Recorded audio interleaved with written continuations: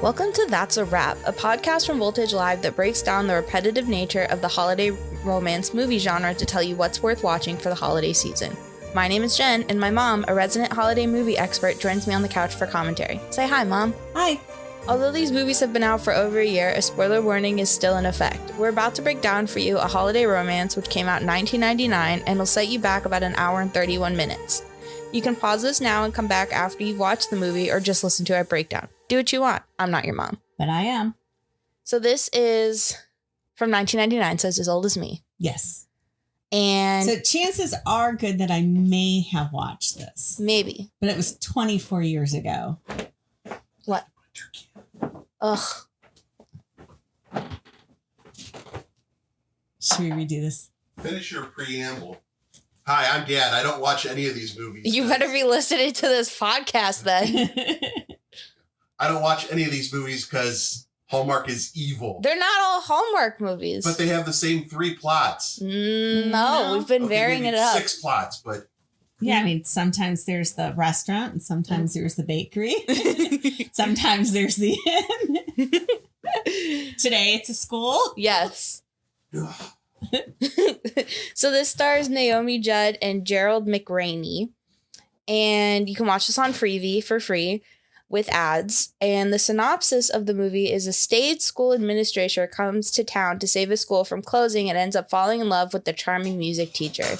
And it's got a 6.5 on IMDb. Okay. Yeah, chances are I may have watched this. Also, if you were a baby, I don't remember it. Yeah, that was a long time ago. It was a long time ago. We open on a school music class with the teacher helping her music students excel. The charming town they're in is called Bethlehem, and we see an Uncle Cal and his surly teenage niece Fern who does not want to be there with her grandpa and uncle. We find out if this school closes, the nearest school is 40 minutes away. We meet Lily, the music teacher, outside a cafe where Cal and Lily meet. We find out Lily was in a band that's doing really well. Cal is here to balance the budget and help make sure the school stays open, but teachers are freaking out about losing their jobs. I think Lily's mom died, and that's why she had to leave the band. Fern is entranced by Lily and her piano playing, and we find out that Fern is a gifted singer and piano player as well. Lily catches her in the auditorium, and Fern opens up to Lily about how her mom played the piano with her. We're at our first real commercial break. Yes. How are you feeling so far? Good. It's setting things up nicely. Yeah. So I did do a little research. This first aired on CBS. Mm-hmm. So it was a made-for-TV movie. And it obviously has many people my age would recognize him. Yeah. So I don't know anyone your age other than maybe, well, I don't know who they would recognize. Yeah. I don't really recognize anybody in it, but yeah. But you would know you would know who Naomi Judd was. Yeah. And you didn't recognize Andy Griffith, but you know who Andy Griffith is. You know of Andy Griffith. I know the name. Yeah. I couldn't tell you what he was in though. Okay. The Andy Griffith Show. Oh. With Opie. Oh. Who's Ron Howard back before he was in Happy Days. Sure. Okay. So moving on. It's setting up some stuff really nice. There's going to be, you can see where the conflict is probably going to happen. Yeah. And you can probably predict some of the key players to make it all better. Yeah. I feel like this movie's going to give me the warm and fuzzies. I do too. So I don't really have much to say about it. I kind of just want to see where it goes. Just let it evolve. Yeah. Yeah. No predictions. No predictions. That's where I'm at. The grandpa, whose name is Jake, is a rough guy from his time in the Air Force and misses the friends he made from it. Lily is having a hard time getting the kids inspired to play for the Christmas concert, so she comes up with an idea to mix up the music for the concert, and Fern helps Lily come up with a new song. Fern offers a trade to help with her classes and have Lily tutor her. Cal is opposed to this idea because he needs to remain objective while evaluating the budget. He tries to tutor Fern with little success. Okay. So we're at another commercial break. Clearly, I don't know when Fern's mom died, but it must have been recent. It seems like it's recent.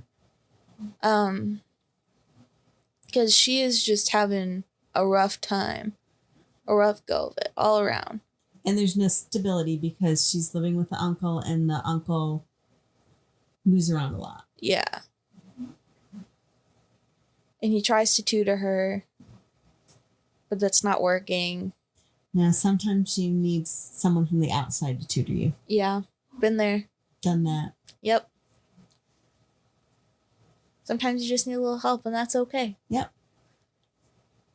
And usually an outside person can help better. No emotional ties. Yeah. I think the theme of the Air Force buddies, like the B plot of that, is going to come to fruition at some point. Of course it will. Because they've mentioned it twice now. So. I like the B plot going. Yeah. I mean, so far it's a really good movie. I don't have much to say. Like, it's a very solid film. There's some sadness to it. Like, you really feel the sadness of some of these characters. But like but not bad. No. Just sad. The execution of it is very well done so far. Even the poor playing from the children in the Christmas concert. That might be more real than you think. Yeah. Well, they're not the Pops. No. We find Cal going through his father's things to find any information about Jake's Air Force buddies because them all being together is what Jake really wants for Christmas. Cal agrees to let Lily tutor Fern, and Fern goes to the winter dance to try to make some friends. Cal is also there. Fern says that Cal should dance with Lily, and after a little persuading, he agrees. Cal and Lily get pretty cozy on the dance floor, much to Fern's delight. Word gets around town about their dance and Lily's reputation of being a heartbreaker.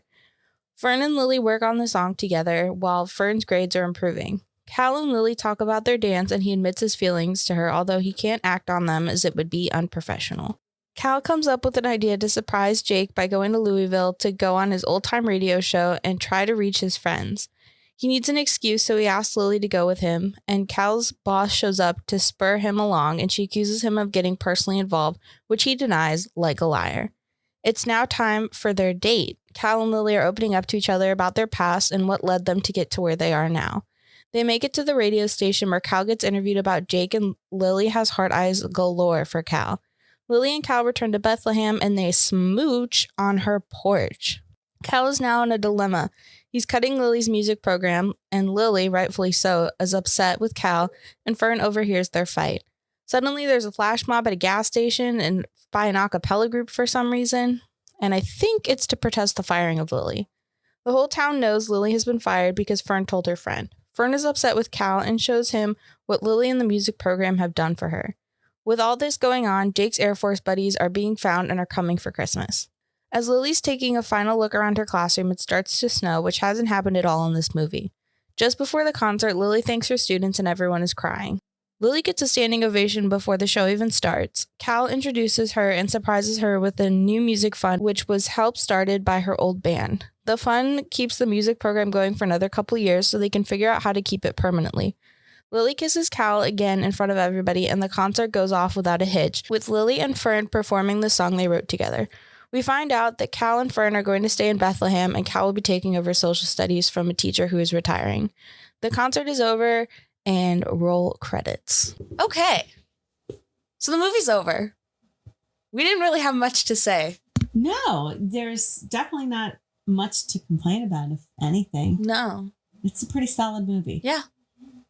It's one of those solid building block movies. You have the definite feel good at the end. Yeah, I definitely did get the warm and fuzzies. The happily ever after we got, but it wasn't like this magical everything is automatically fixed. It's fixed. It's temporarily fixed with the promise to find a solution.